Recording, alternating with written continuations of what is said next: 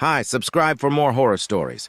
So I'm starting. Story 1. Milton was making his rounds through the old facility, which housed the lunatics and those who were deemed too dangerous or unstable for the community.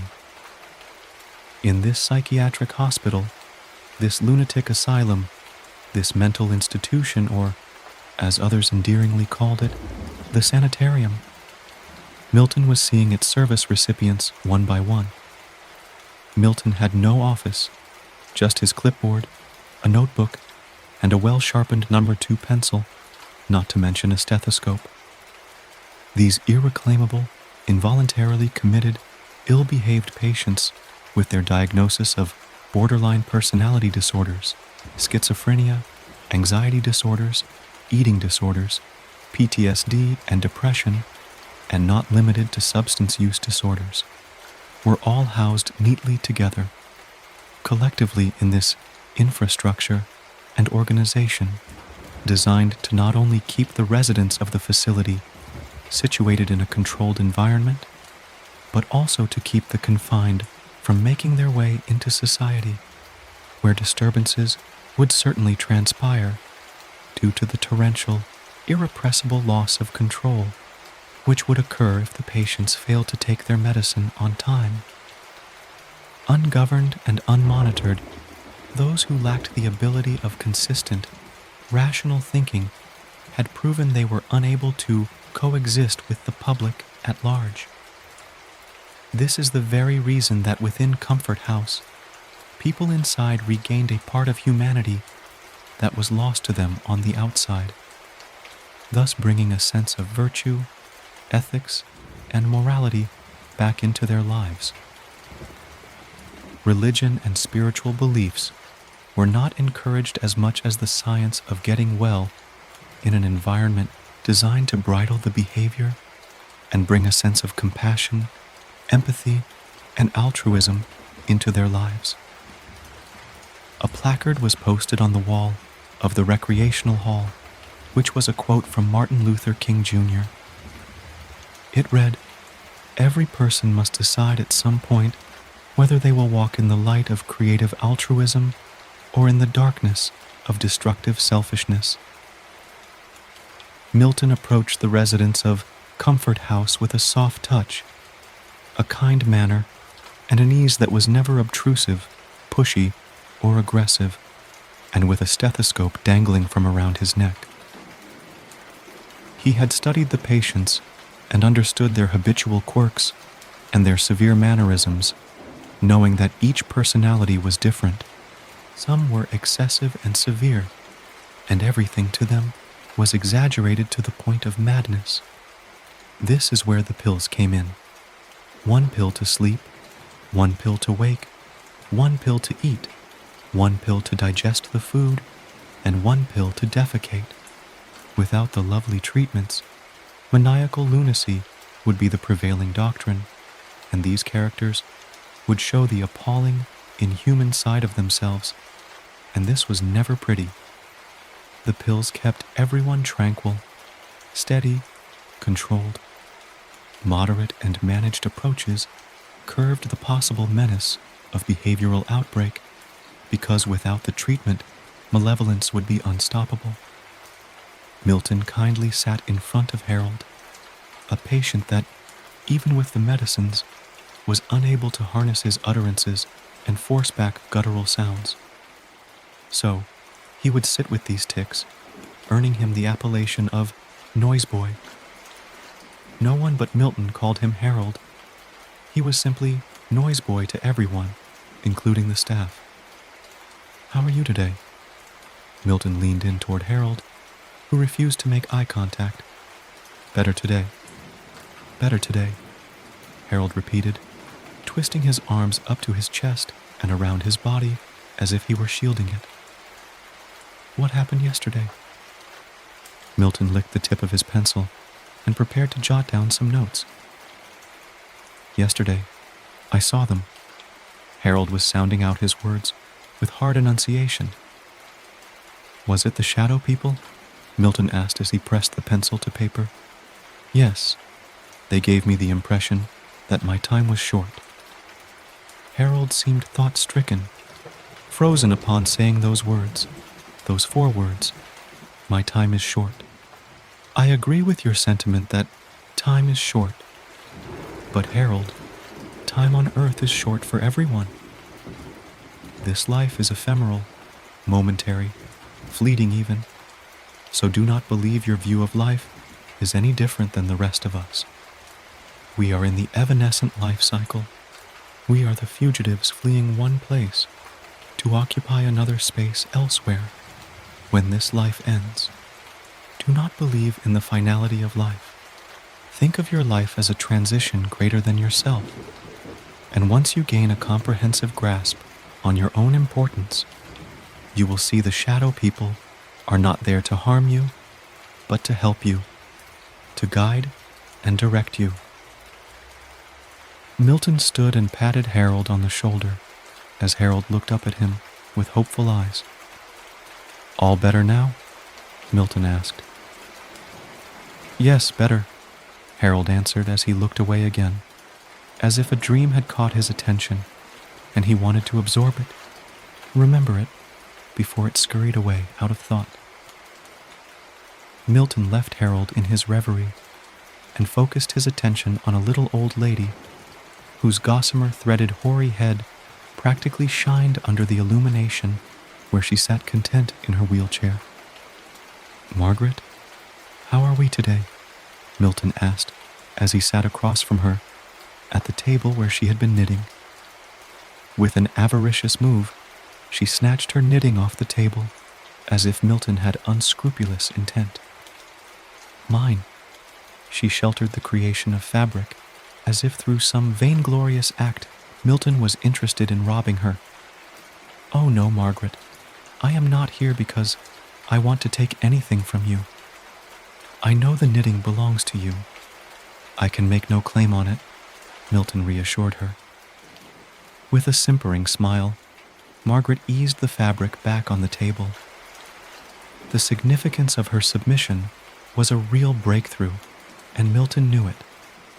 Just the day before, she found such comfort and relevancy in her work that she hoarded it against herself and never let it go. This craft was substance to her soul, a significant effort on her part to stay connected with the life she had before being brought to the institution. Margaret had been remanded here many years ago after bludgeoning her husband and young son to death in a fit of uncontrolled, accelerated rage. The judge admitted that Margaret had snapped, but he also deemed her not fit for normal prison life due to her diminished capacity to understand right and wrong. "Would you like to touch it?" Margaret lightly placed her hand on the fabric and gave it a nudge toward Milton, who saw this munificent gesture as a sign of real progress. He made a note of it, but refused to touch the fabric. "It is okay. It will not bite you. Feel how soft," Margaret encouraged him again. But Milton wanted to stick with his protocol and convictions, and did not want to jinx this significant breakthrough.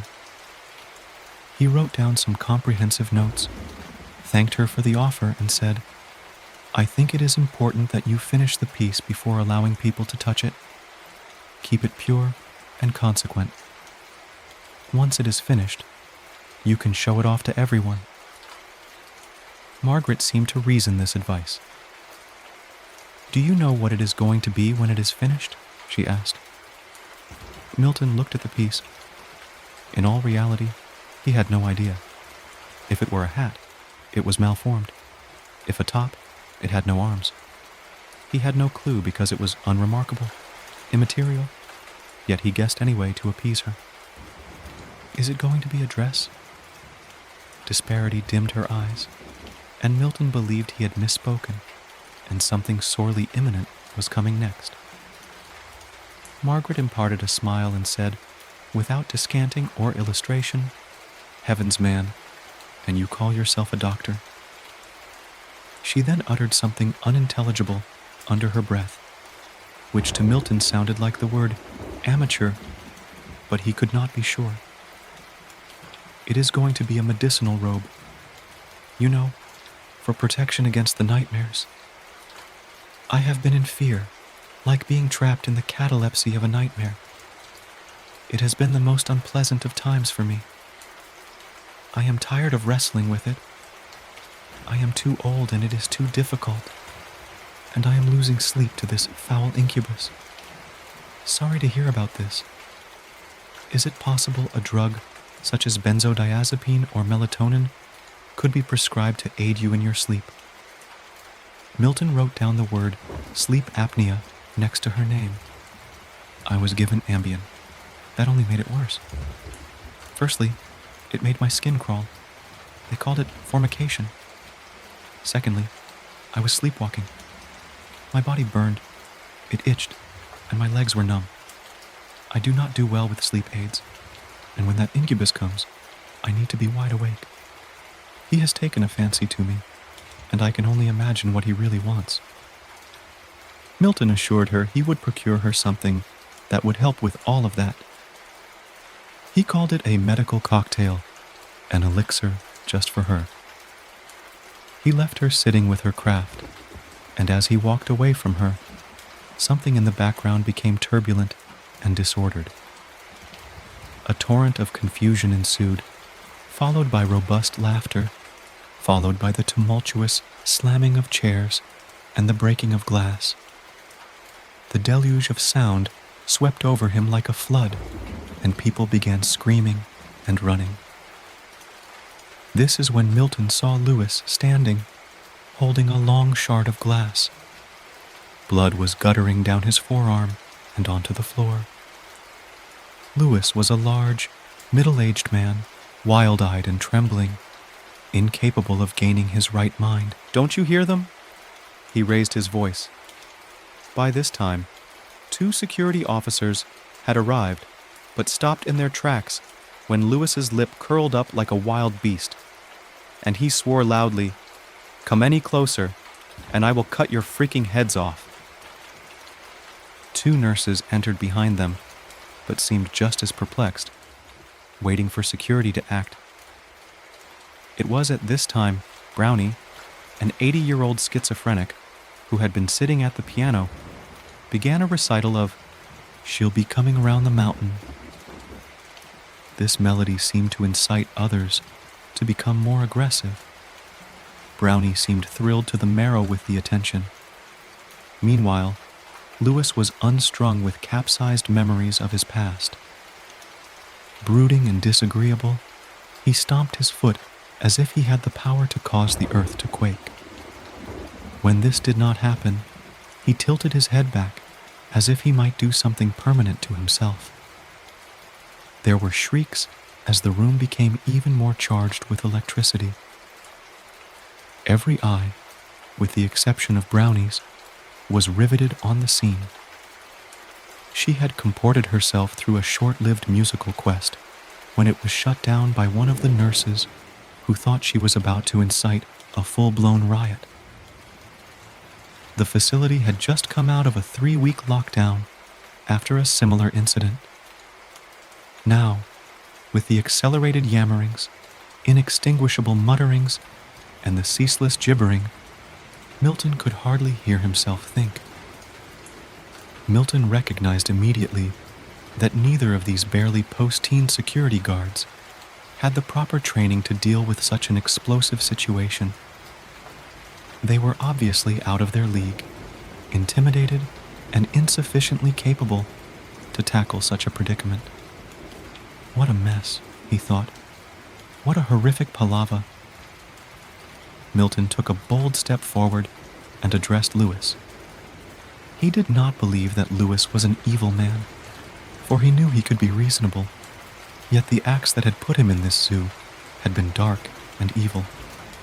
He came from a tainted pedigree, poor of a mother, and a petty thief for a father. I hear them too, Lewis. They do exist. In your head and in my head. Are they telling us the same things? It is undiscernible, confusing, indefinable even, but I do not believe they are telling us to hurt anyone or ourselves. Do you? Milton had hoped he had conveyed the right words to defuse this time bomb. Something in Lewis yielded, and he became complacent and brushed his long bangs back from off his receding hairline. He appeared as a man inebriated, but Milton knew there was no way he could have gained access to alcohol. What are the voices saying to you? Maybe it is different because the creatures are not the same as the ones I hear, Lewis asked. With some exertion, Milton had to think fast.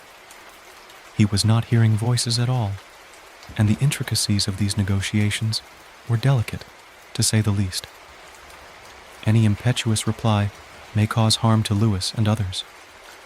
Milton had really stepped in it now. After contemplating, Milton said, "They have told me they have made a mistake." "A mistake?" "I know what they are telling me. I still hear them harping in my ears. It hurts. It is painful. Tell them to stop." Lewis sneered, as he was surely becoming more vulnerable. "What are they saying to you?" Milton saw the scene as becoming more ubiquitous by the moment, because Lewis had begun pacing like an animal in a cage. My head, Lewis screamed at the floor, his body language showing signs of great, unmanageable stress. "What are they telling you, Lewis?" Milton sounded like he was pleading with him. Everyone else in the room stood helpless to step in. Most were mortified, and the two security officers were simply observing. Lewis was approaching the primal urge to go to the next level, and Milton could see it. "They are telling me to take as many people with me as possible," Lewis revealed. "Take them where?" Milton asked, trying not to sound smart. Things had redlined very quickly. There was annoying chatter in the background, and people were becoming restless. This volatile situation was ready to erupt. In his dissemination, as his emotions spread like a plague, Lewis answered, "Out there. I will take them out there. With me. Out there." "Lewis, listen to me. There is no out there. There is only in here, where you are safe. You are safe in here. Out there is dangerous. You are protected and cared for in here. You do not want to go out there. The voices you hear are not your friends. They are a distraction stopping you from happiness and fulfillment." Lewis seemed to have gained his composure. He said, "Happiness. Yes, happiness." He placed the shard of glass on the table, and this is when security, along with 2 nurses and a doctor, broke in and led Lewis out of the recreation hall. "That was a close one," a little voice of a man was heard, standing beside Milton. "Oh, Gary, you are next on my list to see. Do you have a minute?" Milton asked, as everything from this last episode faded into memory, and the day continued on. "How have you been? I have a report that angels are still visiting you at night." Milton looked down at a blank sheet of paper. At the top of the page, he penciled "Gary" in big bold letters. "Not just angels. Listen to this. Something stupendous happened last night. I have been wanting to share it with someone. I was reluctant to say anything, but this is big, real big. It is to be disbelieved, but I have to believe it because I lived it." Gary was a little man, balding terribly, and was unhealthily thin. His mouth was such that when he talked, it was fish-like, with protruding lips. A man could be banished for what I am about to tell you, even excommunicated. It has to do with the church. Gary's character was becoming more enthralled and animated as he spoke. "You remember, I am studiously devoted to my religion." Gary then made the sign of the cross. "Forgive my build-up, but this is big," he announced. "Gary, You have known me a very long time. You know you can share anything with me you feel you need to say." Milton frowned, for as he said this, the tip of his pencil broke, leaving a jagged tip of graphite. "Excuse me one moment while I sharpen my pencil," Milton said. He quickly darted across the room, and in a desk drawer where most office supplies were kept, minus razors, scissors, and sharp things, he found a love sharpener and quickly restored the tip. He returned to Gary, who looked like an abscess busting to burst. Once Gary saw Milton was comfortably in front of him, he wasted no time. "Judas." Milton paused to understand what Gary meant, then asked, "What about Judas? I assume we are talking about the disciple from the Bible?" "Yes. Judas had an importunate nature. He was not a deceiver. He was a pleaser." Gary waited for Milton, but Milton listened without a word. Judas was only following instructions. Jesus told Judas at the Last Supper, "What you must do, do it quickly." Jesus was ordering him to betray him. Judas was commanded to turn Jesus in to the authorities. Milton asked, "How is it that you came to this revelation?" Gary struck a mingled expression of thoughtfulness and delight. Judas was a friend of Jesus, not an enemy, and I will tell you why. People believe that the devil, Satan, was an angel that led a rebellion against heaven, and then a war was fought between the angels of God and the fallen angels, which followed the devil in his insurrection. That is, B.S. Remember Job? Milton read very little of the Bible, but he was vaguely familiar with the story. In the book of Job, God was having counsel with the sons of God, and who showed up to the meeting? Before Milton could answer, Gary jumped ahead. It was Satan. Satan was there with the sons of God for the meeting. If he were really a fallen angel, as some propose, how is it he got an invite to return to heaven, stand before God, and actually dialogue? I will tell you, he was never an angel to begin with. He masquerades as an angel, but in fact, angel or not, he is an agent of God. God makes it rain on the just and the unjust. God created good and evil, light and darkness. So darkness is there to show us how brilliant the light is. And in turn, we see God more clearly. Judas, though he betrayed Jesus, was an agent of God doing God's will. Without Judas, there would have been no Jesus, Savior of the world. Milton had a question. So you are saying Satan and Judas are mere agents of God to cause trouble, but out of this trouble, good comes. Exactly. I will not bore you with other conclusions I have recently come to, but I have enough to fill a book. I ascertain this to be truth. There is no other conclusion to be drawn. Gary looked like he knew it was hard to believe, but he seemed certain. Sounds like quite the rigmarole to resolve. But you are the expert, not I. I must concur with you on this, and I have taken note to look into it further, Milton promised. If you do study it, it is a real labyrinth. It will take your breath away like a cuirass, Gary mentioned. Milton did not know what a cuirass was, but later he would look the word up to find that it meant artificial ventilator that forces air in and out of the lungs. I am reluctant to leave you so soon. I have found your insight enlightening. Maybe we can speak on this more tomorrow. I must finish my rounds, Milton informed him. Milton located Jim Morrow, who was the polar opposite of Gary. Jim despised God. He was angry, full of animosity. He was an omen in itself, an omen of grave portent, and had a security officer near him at all times. Many thought Lewis, who had the episode earlier with the broken glass, was dangerous. But in contrast, Jim's hallmark was not apathy, He was a man with no impulse control. He was a murderer, but for reason of insanity, he never spent a day in prison. He somehow managed to get himself declared insane for life.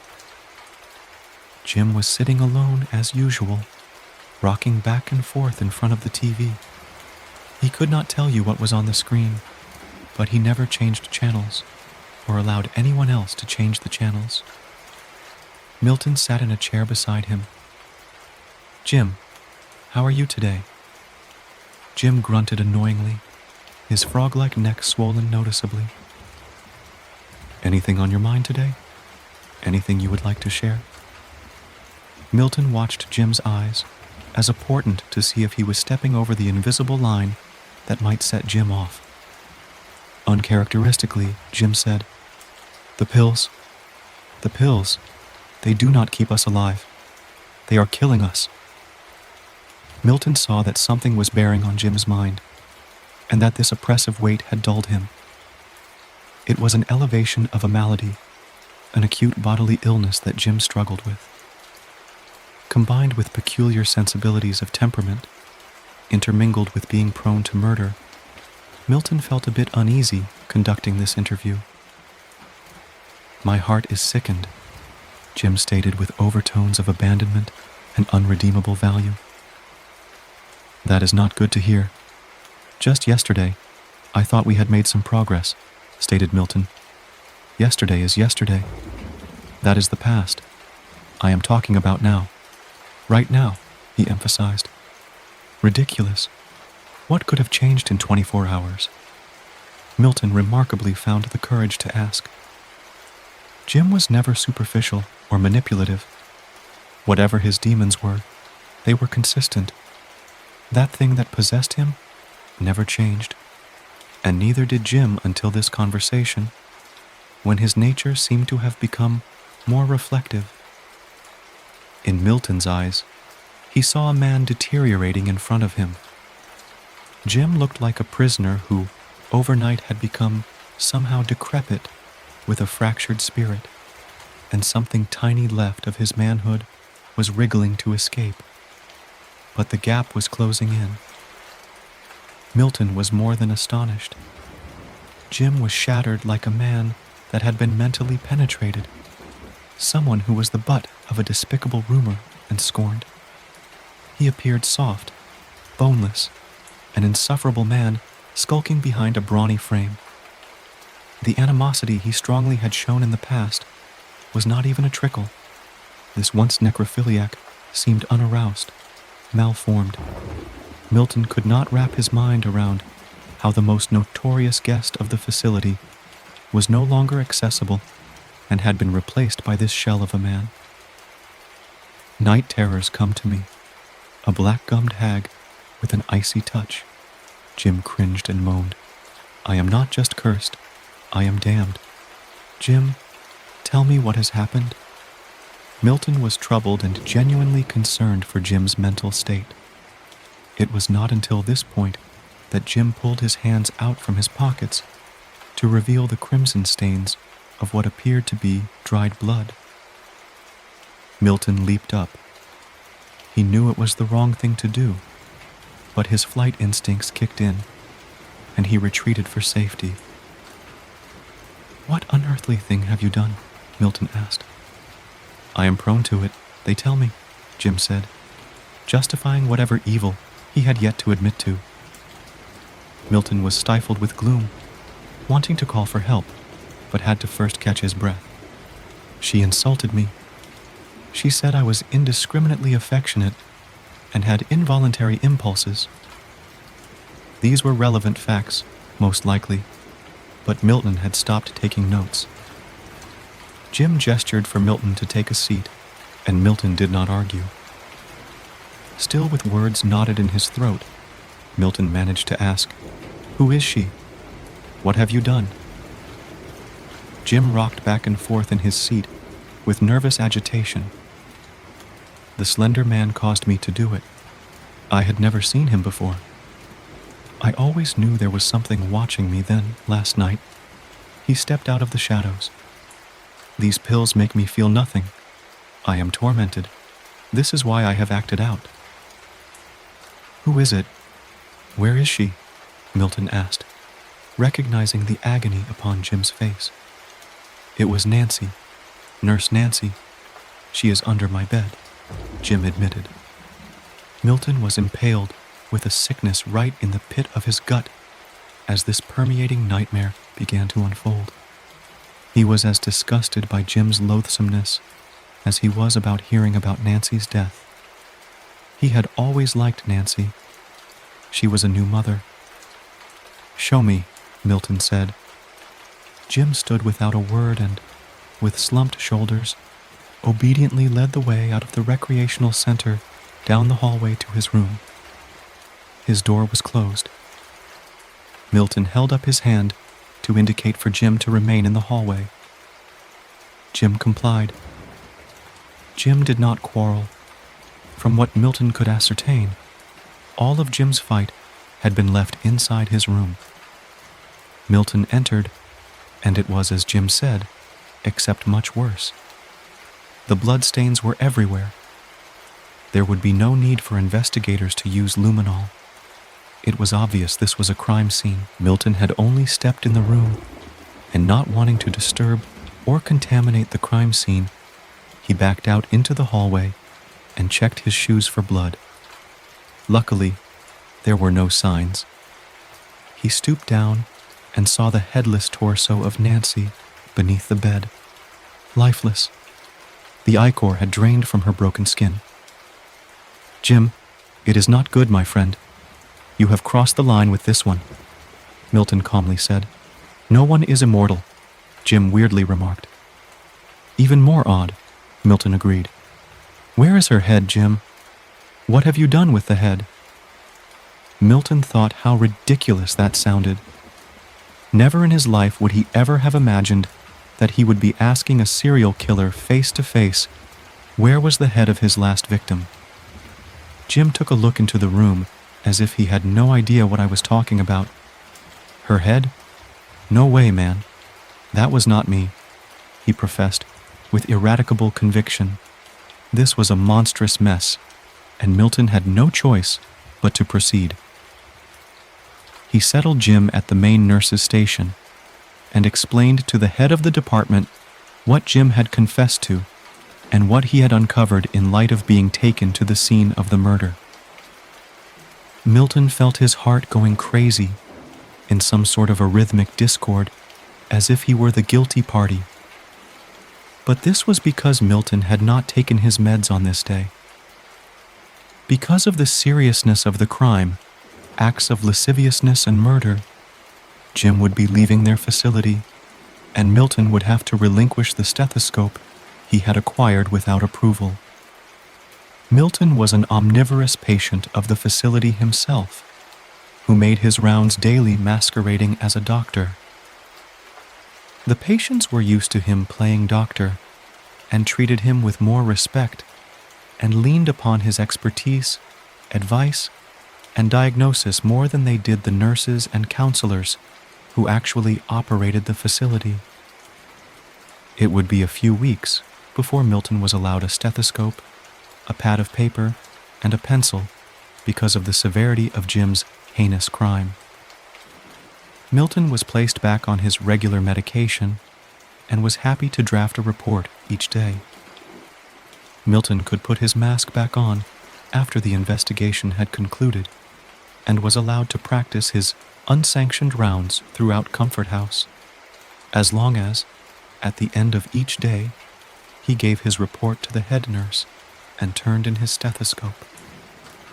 It was understood by the staff that Milton was trusted by the residents, and he often found out more about what may be going on in the minds of the mentally disturbed than the staff could.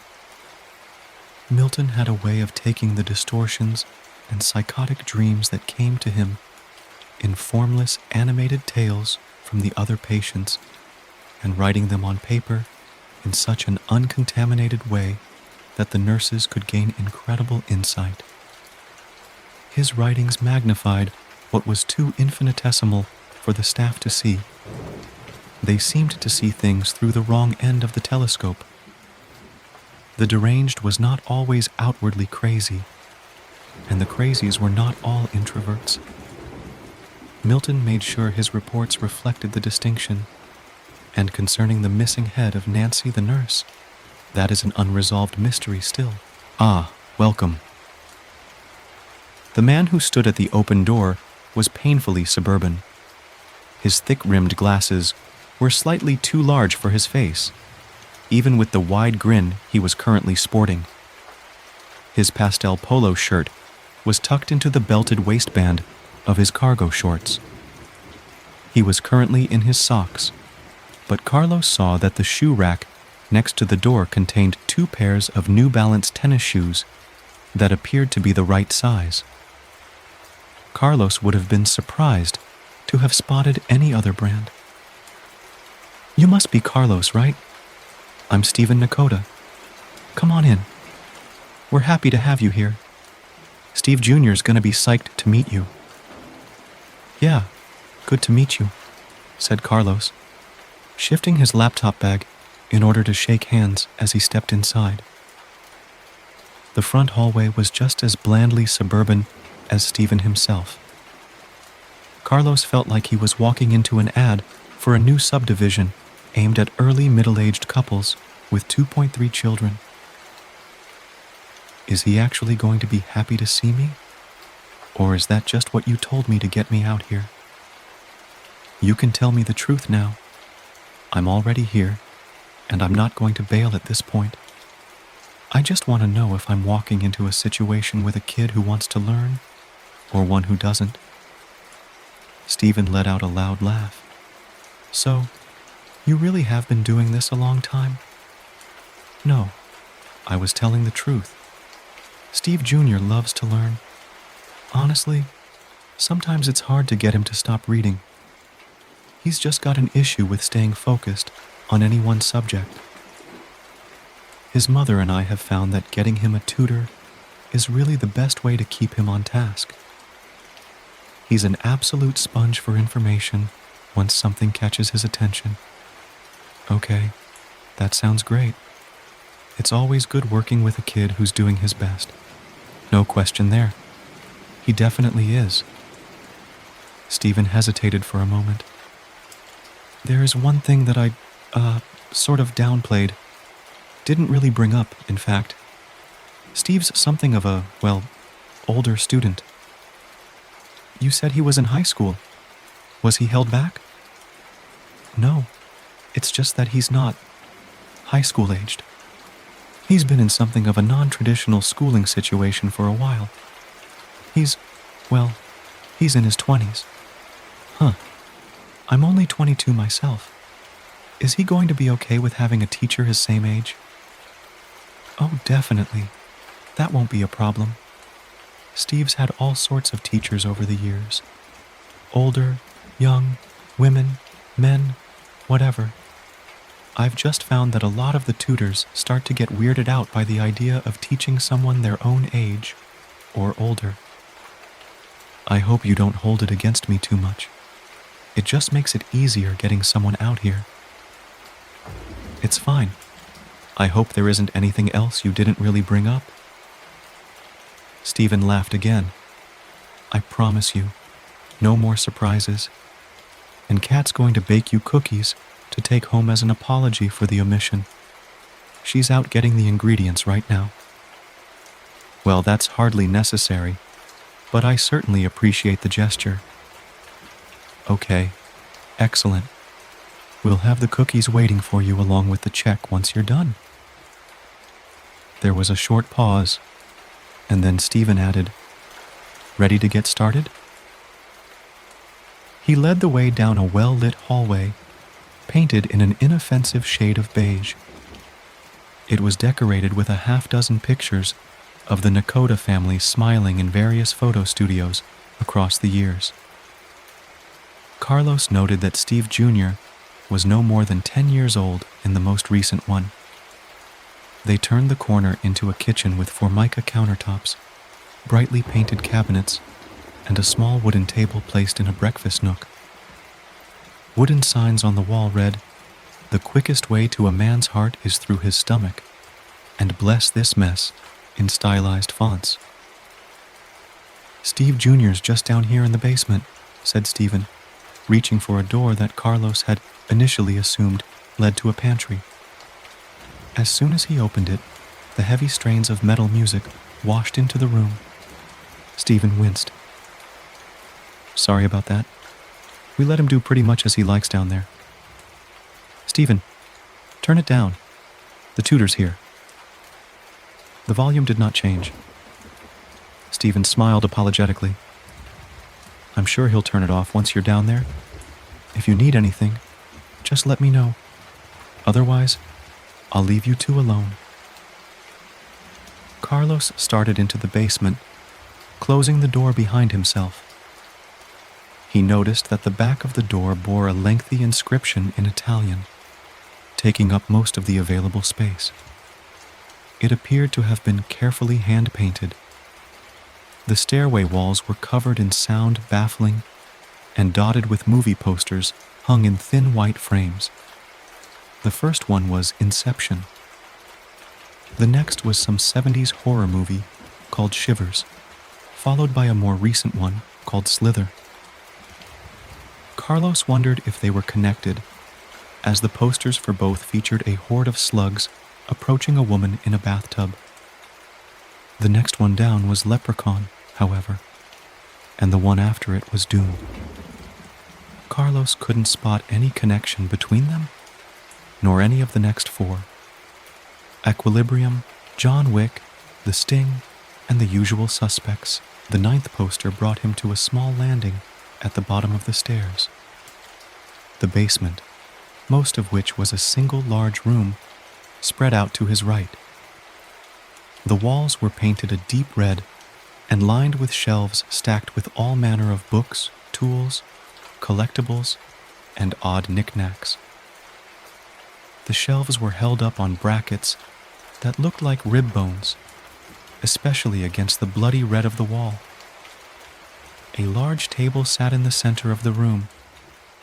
An unmade bed was in the corner nearest to the stairs, while a desk bearing an elaborate computer setup sat against the far wall. An expensive gaming chair sat in front of the desk, facing away from the stairs. The moment that Carlos entered the room, the thudding music cut off. The chair swiveled around to reveal a man dressed all in black, his thick fingers steepled before him. A patchy beard covered too much of his face. His hair was slicked back and greasy. He was definitely at least 30 years old. Well, well, well, he said, smiling oddly at Carlos. Welcome to my lair. Carlos stood where he was, uncertain what to say. The man rose from the chair, his smile broadening into something much more natural. Portal 2. No? Not a fan. Sorry, I haven't played the game, said Carlos. You're Steven, I assume. Or Steve. I'm Carlos, your statistics tutor. Call me Verbal, said Steve Jr., looking annoyed. Steven is my dad. Okay, Verbal. So, you want to tell me what part of stats you're having trouble with? Are we just starting with the basics, or what? First, I've got to know. Whose decorating job do you like better? Mine or my folks? Well, you've certainly put a lot more personality into the space, said Carlos. Having the entire passage from the gates to hell, from Dante's Inferno on the door, certainly conveys a message. You recognized it. Steve Jr., Verbal, actually clapped his hands in delight. Well done. Did you know the whole thing? No, but seeing an Italian poem written on a door gave me some pretty good context, and that helped me recognize the last line. Still, not bad. Any chance you can name the 9 circles? Carlos set his laptop bag down on the table and unzipped it. Stephen had said that keeping his son on task was the hardest part. I'm really here to talk about statistics. Verbal waved a hand dismissively. We've got hours. Let's get to know each other first. You can learn a bit about me, and then I'll learn from you. Carlos raised an eyebrow. He knew a delaying tactic when he heard one. Verbal offered him a pleading smile.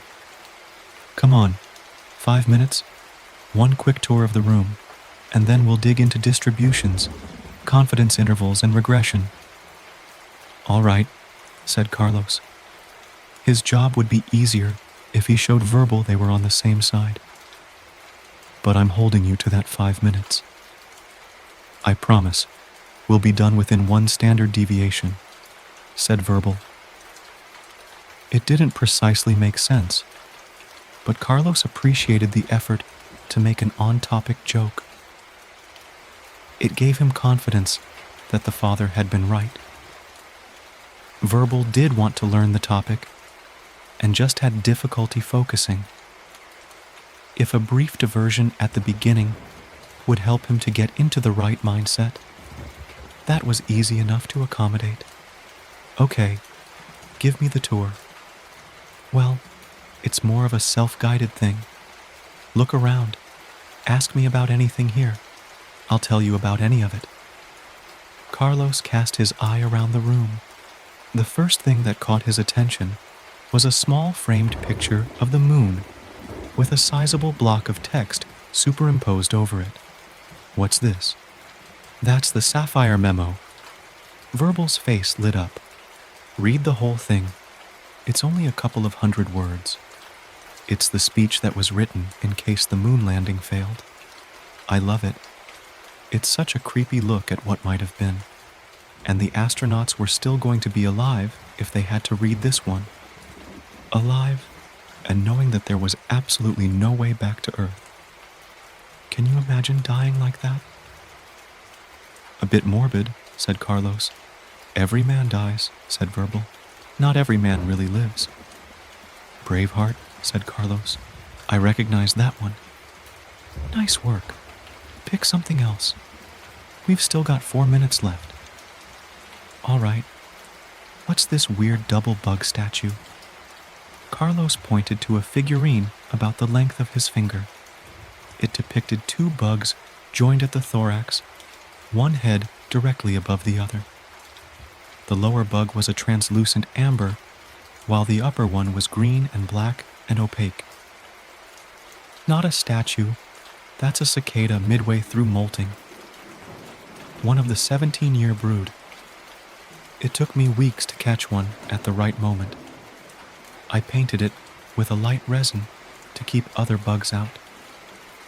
Flies will lay their eggs in just about anything they can get to. Did you just prowl around in the forest until you found it? I tried that at first. Yeah. Eventually, I realized I'd be better off just catching one of the nymphs and bringing it back to where I could watch it getting ready to molt. It still took a few tries, but it was a lot easier once I had it in a controlled, enclosed environment. Makes sense. Carlos wandered along the shelves until he found a small stack of what looked like baseball cards, topped with a faded yellow checklist. These? That's the complete original series of Garbage Pail Kids cards.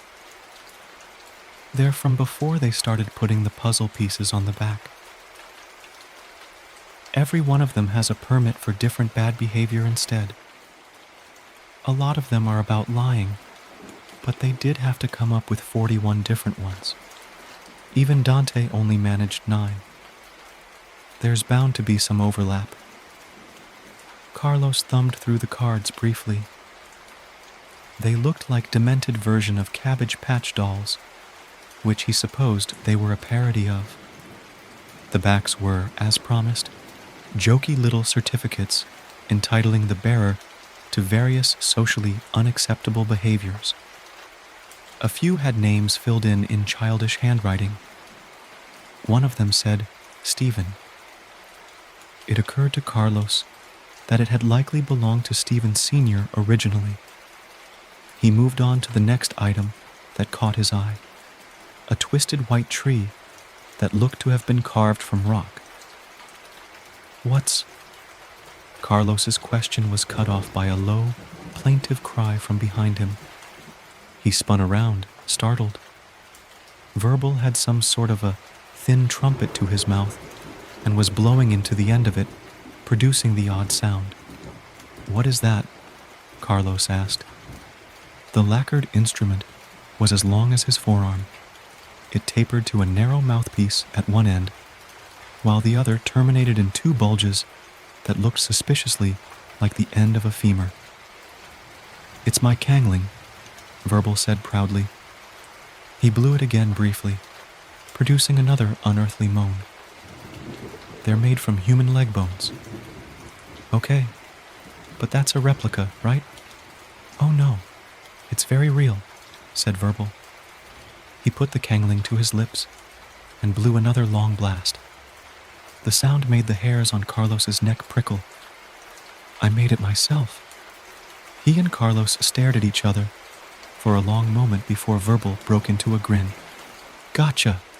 I wouldn't play a real cangling indoors. I was just pulling your leg." His smile widened. "Get it?" He waved the bony trumpet at Carlos, who smiled weakly. "Yeah, I got it. Very funny. Anyway, the 5-minute tour is up. Just seemed like a fun way to let you know that," said Verbal. "So stats?" Yeah. Stats." Carlos attempted to regain his focus. The noise from the cangling had rattled him. The way the soundproofed walls had drunk up the sound only made it eerier. He felt like the long, pleading note was still around him, hiding.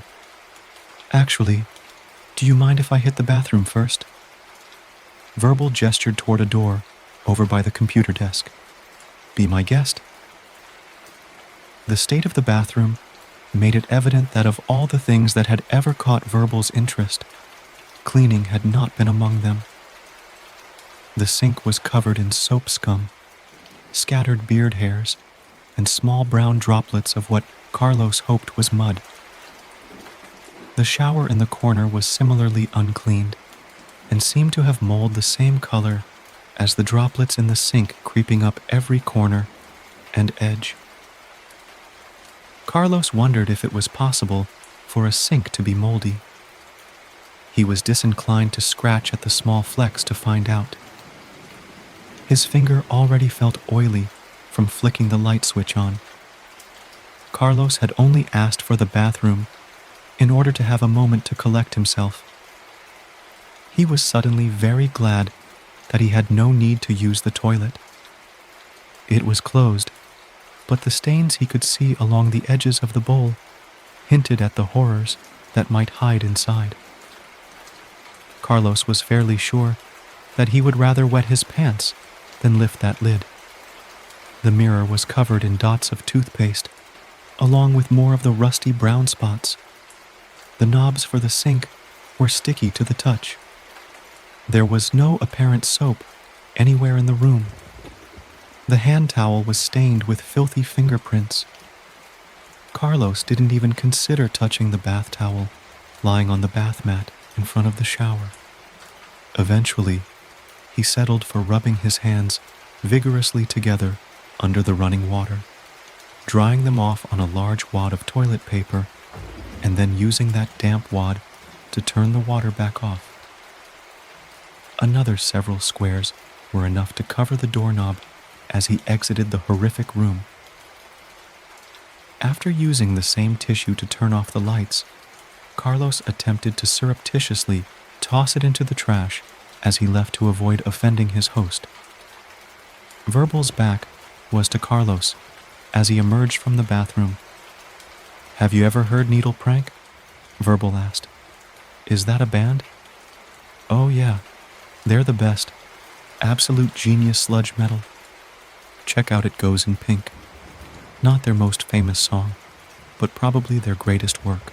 "Oh yeah, they're the best. Absolute genius sludge metal. Check out It Goes in Pink. Not their most famous song, but probably their greatest work." Music suddenly blasted the room again, a dark and sonorous beat. Guitars shrieked through heavy distortion. Lyrics reluctantly crawled forth, though the actual words were largely lost in the sound. "Now's not really the time," Carlos said, raising his voice to be heard over the din. No time like the present, Verbal said. He turned to face Carlos. Inexplicably, he was holding a chainsaw. It was not running, but was menacing nonetheless. 1,000 unforeseen circumstances may interrupt you at a future time. The song still caterwauled around them. Verbal hefted the chainsaw, showing it off to Carlos. Not that this is 1,000 circumstances. Maybe 60, if you count each tooth on the chain. Still, you get the point. Carlos put his hands up slightly and forced a smile. Okay, very funny. You got me. He had to shout to be heard over the music, but at least it hid the quaver in his voice. Not just yet, I haven't. But with 120 volts just waiting for the activation of a single button? Verbal grinned as he flicked one finger, and the chainsaw roared instantly to life. I absolutely will. All of these picture frames and shelf brackets and kanglings don't just come from nowhere, you know. Carlos panicked, which was his undoing. If he had sprinted as soon as the chainsaw sprang into action, before Verbal had both hands gripping it, he might have made it past. He could have slid across the table or scuttled underneath. Either path would have taken him to the stairs, where he could have fled into the house. Verbal's progress would have been slowed around the tight corner and narrow walls of the stairway. Carlos would have been able to make it outside, to the safety of manicured green lawns and swept-clean sidewalks and happy, nosy neighbors. Instead, in that crucial first second, he froze. Verbal was already closing the distance by the time he convinced his legs to run, and by then, his only place of escape was the bathroom. He ducked back inside, slamming the door, but the blade cut through the hollow core door like it wasn't even there and slashed Carlos's wrist as he attempted to lock the knob. Carlos shrieked and retreated, looking frantically for an escape. The room offered none. There was only the advancing chainsaw, and shortly thereafter, a veritable geyser of blood. Upstairs, Stephen Sr. watched the football game, the volume slightly higher than was normally necessary. He had turned it up as soon as the first strains of It Goes in Pink had made their way upstairs. The tutoring sessions always ended the same way. Once the music had hit that volume, it was only a matter of time before the screaming started. That had a way of carrying past any amount of soundproofing, and he just hated to hear it. It was a shame about the tutors, of course, but after what Steve Jr. had done to his mother, Stephen Sr. had understood the dangers of letting his son go unsated for too long. Besides, it was good to encourage a boy's hobbies. How else could he carve a place for himself in the world? In the basement, the chainsaw snarled out an up-tempo counterpoint to the wailing metal song. Upstairs, Stephen cheered as his team scored a goal. Outside, a dog cocked its head at the Nakota house and pulled on its leash, straining toward the basement. Its owner, his headphones in, tugged impatiently back, pulling the dog away. After a moment, it reluctantly followed. Later, while his son worked on his crafts, Stephen drove the tutor's car to a scrapyard to dispose of it. The HOA had rules against overnight street parking, after all.